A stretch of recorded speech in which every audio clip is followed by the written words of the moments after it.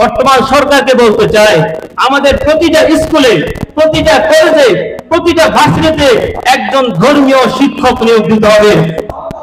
আসসালামু আলাইকুম ওয়া রাহমাতুল্লাহি ওয়া বারাকাতুহু।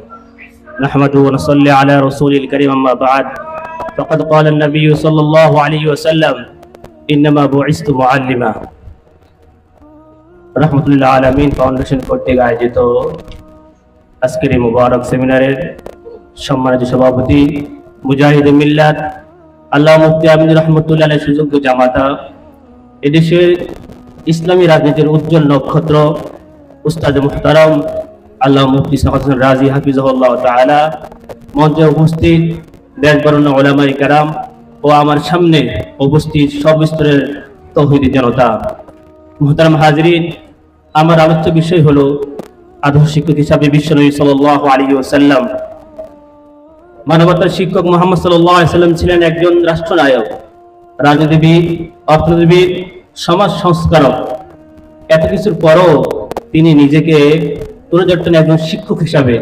তিনি বলেন, ইন্নামা বুইসতু মুআল্লিমা, আমি প্রেরিত হয়েছি শিক্ষক হিসাবে। প্রিয় সুধী, সুশিক্ষা জাতির মেরুদণ্ড।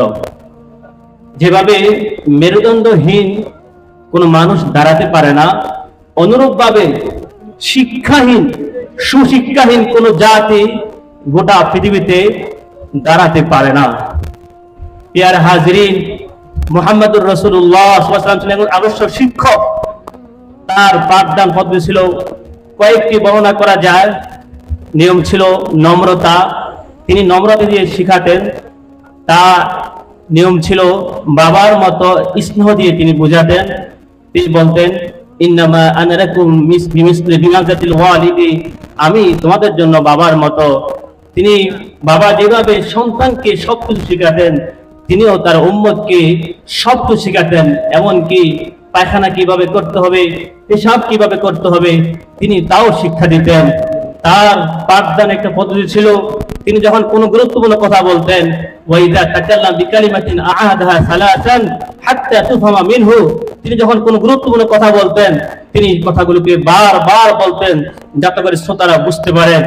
তার পাঠদান পদ্ধতি ছিল মানুষকে নরম ভাবে বোঝানো। তার অনেকগুলো পদ্ধতি ছিল। আমার ভাইরা, যদি রাসূলুল্লাহ যদি পদ্ধতিতে আমরা শিক্ষা দান করি, ইনশাআল্লাহ এই দেশে প্রতিটা শিক্ষক আদর্শবান হবে ইনশাআল্লাহ তাআলা। প্রিয় হাজিরিন, আমি আমার বক্তব্য শেষে দুইটা বিষয় উপস্থাপন করতে চাই। যদি আমাদের দেশের প্রতিটা স্কুলে, ভার্সিটি এবং প্রত্যেকটা বিদ্যালয়ে যদি রাসূলুল্লাহর সিরাতকে যদি সিলেবাসভুক্ত করা যায়, ইনশাআল্লাহ এই দেশের যুবকরা ভবিষ্যতে আদর্শ শিক্ষক হবে ইনশাআল্লাহ তাআলা।